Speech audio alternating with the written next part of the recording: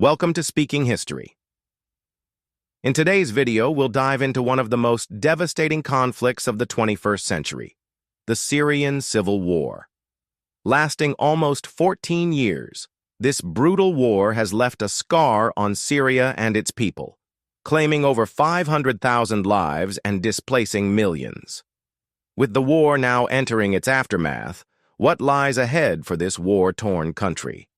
Can Syria rebuild, or will it face further struggles in the hands of extremist factions?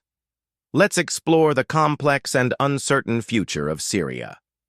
The morning of December 8, 2024 began like no other for 63-year-old writer Bashar Barhoum.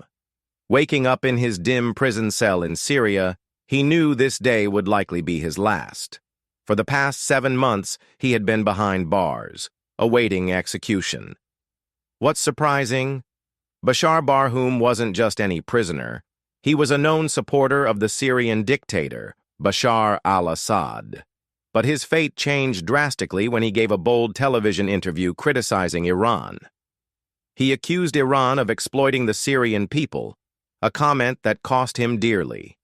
Arrested soon after, his words landed him in prison with a death sentence hanging over his head. As dawn broke, Barhoum sat in silence, knowing that at any moment the prison door would swing open and the guards would escort him to his execution. He braced himself for the inevitable. But then, something unexpected happened. When the heavy door creaked open, it wasn't the Syrian security forces standing there. Instead, it was a group of rebels, the opposition forces fighting against Assad. They had come to free him. The rebels delivered shocking news. Assad's rule in Syria had ended. His dictatorship had crumbled, and the opposition had seized control of the country. Bashar Barhoum was no longer a condemned man. He was a free one. Staggering out of the prison, Barhoum was overcome with relief and disbelief. But his joy was short-lived when he couldn't find his belongings, including his cell phone. Desperate to let his family know he was alive, he rushed home to his wife and daughters. Barhoum's miraculous survival wasn't an isolated case. On that same day, many others who had been sentenced to death were also spared. Among them, a child imprisoned in Syria's notorious Sednaya prison was also rescued, evading what had seemed an inevitable end. The fall of a government had gifted new life to countless people. But what led to this dramatic collapse? How did a dictatorship as enduring as Bashar al-Assad's fall apart in just 2 weeks? And what does the future hold for a country torn apart by civil war? This is the story of Syria's civil war, a tale of resilience, rebellion, and a fight for freedom. Before we dive into recent events, let's take a quick look at Syria's history. Before 1918, Syria was part of the vast Ottoman Empire. If you glance at a map today, you'll find Syria bordered by Iraq to the east, Jordan and Israel to the south, Lebanon to the west, and Turkey to the north. After the Ottoman Empire was defeated in World War I, the victorious European powers carved up the region. Syria fell under French control. From 1918 to 1946, France ruled the area, sparking widespread resistance from the Syrian people. Years of revolts and battles followed, but finally, in 1946, Syria gained independence. The journey of Syria after gaining independence was far from smooth. This nation, home to people of various religions and sects, soon found itself grappling with deep-rooted divisions. Let's take a closer look at Syria's diverse religious landscape. According to 2014 data, about 74% of the population identified as Sunni Muslims. Around 16% followed Shia Islam, while 10% were Christians. Within that 16% of Shia Muslims, nearly 12% were Alawites, a religious sect that sparks debate to this day. Some believe Alawites form a completely distinct religion, while others consider them a subsect of Shia Islam. Religion, however, was just one part of Syria's intricate identity. The country was also divided along ethnic lines, with 2 major groups dominating the demographics. Arabs, who made up about 70 to 80% of the population, and the Kurds, comprising around 10%. When Syria gained its independence, the power fell into the hands of the wealthy Sunni Arab landowners who were reluctant to share their influence. This period saw the rise of the Arab Socialist Ba'ath Party, a secular and socialist political movement. Its progressive ideas attracted students, minorities, and young army officers. The first 15 years post-independence were tumultuous, marked by pivotal events like the 1948 Arab-Israeli War, where Syria participated, and the formation of the United Arab Republic in 1958, a brief political union between Egypt and Syria. But instability persisted, with numerous military coups rocking the nation in 1961, 1962, and 1963. A turning point came after the March 1963 coup, when the Ba'ath Party's military supporters seized power. Even within the Ba'ath Party, internal rivalries raged, culminating in a decisive moment in November 1970. It was then that General Hafez al-Assad, an ambitious defense minister, rose to power, seizing complete control. In 1971, Hafez became Syria's president, and soon after, he cemented a dictatorship. Despite being an Alawite, a minority sect, in a Sunni-majority nation, he gained popularity due to significant strides in economic development, land reforms, education, and strengthening the military. However, his rule was far from benevolent. Hafez was a brutal dictator who crushed dissent with an iron fist. A chilling example of this was the 1982 Hama massacre. When Sunni militants in Hama rebelled against him, Hafez retaliated with overwhelming force, resulting in the deaths of 20,000 people. Over the years, the Alawite minority's hold over Syria deepened. But by the 1990s, Hafez's health began to decline. His eldest son, Basil, emerged as his likely successor. A charismatic military leader, Basil seemed destined to take over the presidency. Tragically, in 1994, he died in a car accident, shattering these plans. This unexpected loss thrust Hafez's younger son, Bashar al-Assad, into the spotlight. Bashar had been living in London, pursuing a career as an ophthalmologist, far removed from the political chaos of Syria. But duty called, and he returned home. On June 10, 2000, Hafez al-Assad passed away due to a heart attack. To pave the way for Bashar's presidency, Syria's constitution was amended, lowering the minimum age for a president from 40 to 34, Bashar's age at the time. When Bashar al-Assad assumed power, a new chapter in Syria's history began, one marked by significant changes and profound challenges. Syria under Hafez al-Assad functioned as a state-controlled economy, offering stability through guaranteed government jobs for college graduates, free services, and affordable food. While the nation was under a dictatorship, people tolerated it as they saw development and access to education.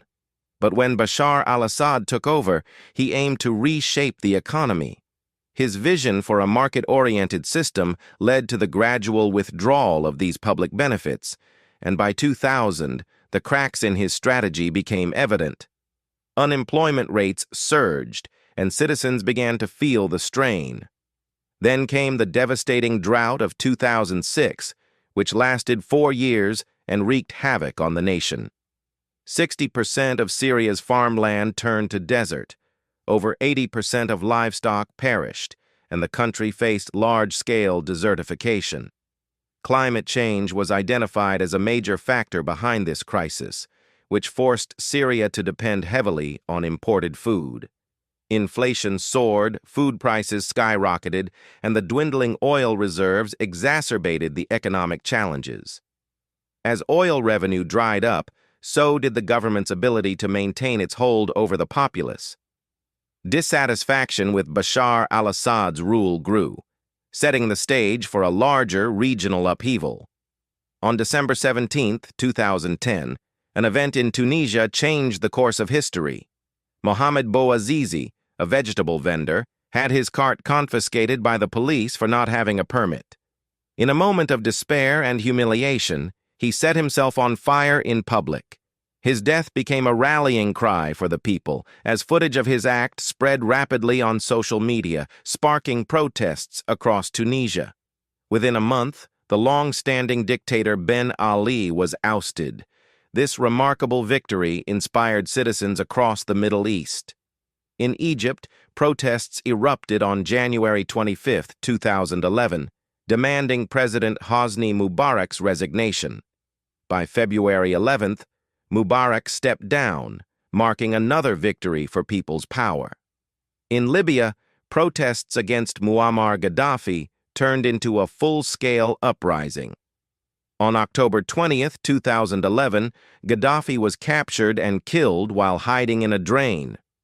Between 2010 and 2012, a wave of revolutions swept through the Arab world, toppling governments and challenging the status quo.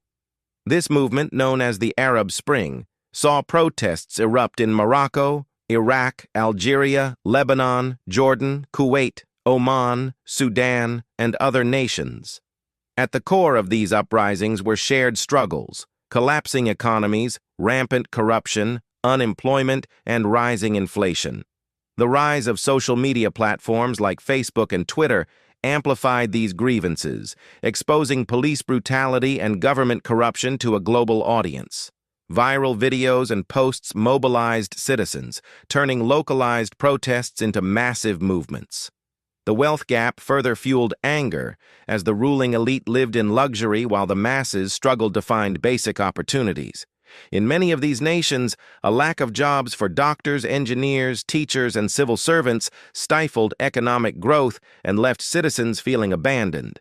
The Arab Spring wasn't just a series of protests. It was a collective outcry against oppression, inequality, and the failure of governments to serve their people. Syria, already grappling with internal issues, would soon find itself deeply entangled in the chaos that engulfed the region. Bashar al-Assad believed Syria was immune to the protests sweeping the Arab world, but the illusion shattered on March 6, 2011. In the small city of Drought, a group of schoolboys dared to write anti-government slogans on walls, including the provocative message, "Ajak el Dor, ya doctor," meaning, "It's your turn next, doctor." Assad's regime, intolerant of dissent, reacted harshly. The secret police arrested and tortured the children. When the parents and neighbors pleaded for their release, they were met with shocking disdain. A government official coldly told them to forget their children and suggested they have more, or worse, send their women to breed with the officials. This inhumane response ignited outrage. The very next day, thousands of people took to the streets in protest. The regime responded with bullets, killing 4 people. When larger crowds gathered for the funerals, the violence escalated. On March 23rd, 15 more protesters were killed, with hundreds injured. To suppress dissent, the government cut off water, electricity, and mobile networks in Daraa. Funerals were banned as they became rallying points for protests. On March 30th, 2011, Assad addressed the nation, dismissing the protests as a foreign-backed conspiracy, a typical tactic of autocratic leaders. But the protests only grew stronger, met with even greater brutality. On April 22nd, human rights groups reported over 100 deaths during mass demonstrations.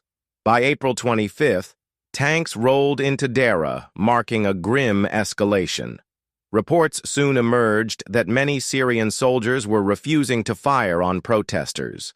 Defectors from the military faced execution, but by July, the rebellion within the army had grown significant.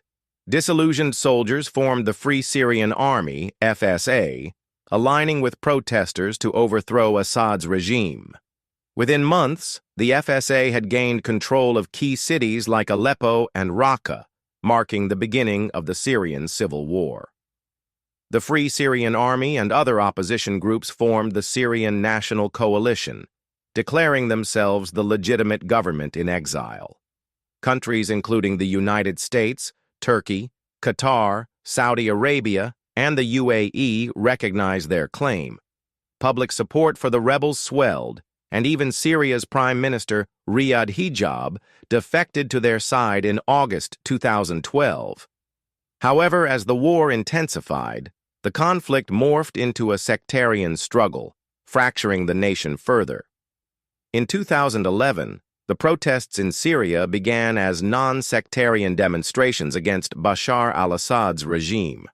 However, as Assad belonged to the minority Alawite sect and had disproportionately empowered his community within the government, tensions between Syria's Sunni Muslim majority and other minorities gradually deepened. These divisions worsened when foreign powers intervened. Turkey, Qatar, and Saudi Arabia, with their Sunni majority populations, supported the rebels. Even Hamas in Palestine shifted allegiance from Assad to the opposition. Meanwhile, Shia-majority Iran and Hezbollah backed Assad. By 2015, non-Muslim nations also entered the fray. Western powers like the United States, Britain, France, and Germany sided with the rebels, while Russia firmly supported Assad. The international community was divided. Efforts in the United Nations to condemn Assad's crackdown on dissent were repeatedly vetoed by Russia and China, further complicating the crisis. As the civil war escalated, extremist groups like al-Qaeda saw an opportunity. In January 2012, Jabhat al-Nusra emerged as al-Qaeda's Syrian affiliate. Assad, seeking to present himself as a bulwark against terrorism, strategically released hundreds of extremist prisoners in mid-2011. This move created a more dangerous adversary, allowing Assad to paint the rebels as allied with jihadists and to portray himself as the lesser evil. Jabhat al-Nusra gained influence, while support for the Free Syrian Army dwindled. The U.S. hesitated to arm the FSA, fearing weapons might end up with extremists. Meanwhile, Assad ramped up his attacks, using warplanes and barrel bombs to target rebel strongholds under the guise of fighting terrorism. In April 2013, Abu Bakr al-Baghdadi merged the Islamic State of Iraq with Jabhat al-Nusra, forming the Islamic State of Iraq and Syria, ISIS. This marked a turning point as ISIS grew into a formidable force, adding another layer of complexity to the war. Amid the chaos, the Assad regime resorted to using chemical weapons against its own citizens. In April 2013, the U.S. accused Assad of deploying sarin gas, a nerve agent that paralyzes and suffocates its victims. Despite international laws prohibiting the use of such weapons, these attacks occurred multiple times. The most devastating attack came on August 21, 2013, when over 1,000 people were killed in a sarin gas attack. United Nations weapons inspectors confirmed the use of chemical weapons, solidifying Assad's reputation as a ruthless leader willing to sacrifice his people to retain power. The UN Secretary-General labeled the Syrian regime's use of chemical weapons as a war crime, and U.S. President Barack Obama warned that such actions crossed a red line, potentially prompting military intervention. Despite the global outrage, the atrocities under Assad's rule were not limited to chemical attacks. One of the most infamous sites of brutality was Sednaya prison near Damascus. Originally constructed in 1986, this facility became a central prison camp during the Civil War. Those even suspected of rebelling against Assad or simply living in protest-prone areas were imprisoned and subjected to inhumane torture. Survivors recounted beatings with iron rods and electric cables, water submersion while hanging upside down, and extreme psychological abuse. Amnesty International chillingly referred to Sednaya as a human slaughterhouse, estimating over 30,000 deaths between 2011 and 2018. By 2015, ISIS controlled significant territories in Syria and Iraq, declaring them a caliphate with Raqqa as its capital. This self-proclaimed state introduced its own governance, laws, and even currency, ruling over 12 million people at its height. Under ISIS rule, minorities faced brutal genocides. Cultural heritage sites were obliterated, and war crimes escalated to such extremes that nearly every global power condemned them. Countries from the United States to Russia, China, and even Taliban-controlled Afghanistan declared ISIS a terrorist organization. To curb ISIS, international coalitions led by the United States and allies intervened militarily in Syria. Russia, too, pledged support to Assad's regime under the pretext of fighting ISIS, though its actions often targeted rebels and civilians. The Syrian war reached new levels of complexity with these overlapping battles. The U.S. opposed Assad and supported the rebels. Russia supported Assad but opposed ISIS alongside the U.S. The Syrian opposition, ISIS, and Kurds opposed Assad. Assad, the opposition, and Kurds fought against ISIS. Turkey entered the conflict, opposing the Kurds, who were supported by the U.S., further straining relations. The Syrian Civil War left behind a trail of destruction, cities reduced to rubble, their streets silent, but for echoes of despair. This devastation triggered the Syrian refugee crisis of 2015-16, with countless citizens fleeing barrel bombs, airstrikes, and the terror of ISIL. By 2016, the Syrian army, with Russian support, reclaimed Aleppo from rebel forces. Simultaneously, U.S.-led coalition airstrikes bolstered Kurdish forces, who managed to dismantle ISIS strongholds in northern Syria. Meanwhile, Iraq successfully regained territory from ISIS, culminating in the capture of Raqqa. By 2019, ISIS had been almost entirely eradicated, confined to a few scattered regions. Following the defeat of ISIS, Syria entered a fragile stalemate. Assad retained control over two-thirds of the country, while rebels held parts of the northwest, and Kurdish forces governed the northeast. However, global dynamics shifted. Russia's invasion of Ukraine in 2022 and the Israel-Palestine war in 2023 distracted Assad's key allies, Russia, Iran, and Hezbollah. Despite these challenges, Assad reignited hostilities in November 2024 by attacking rebel factions. This proved to be a critical error. On November 27th, the rebels launched a counteroffensive that quickly escalated. By November 30th, they seized Aleppo, Syria's largest city and economic hub. The Syrian army, weakened by an economic crisis and unpaid soldiers, could not withstand the rebel advance. On December 8, 2024, the rebels captured Damascus without significant resistance. Assad fled the country, reportedly seeking asylum in Russia, marking the end of his dictatorship. Syrians poured into the streets, celebrating the fall of a decades-long regime.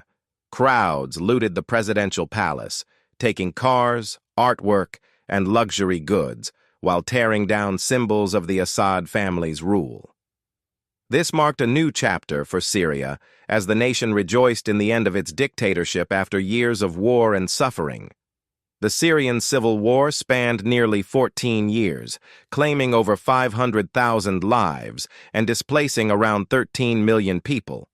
Approximately 4.8 million Syrians sought refuge in foreign lands, leaving a nation grappling with an uncertain future. The rebels who ousted Assad's regime include extremist groups, raising concerns about Syria's future leadership.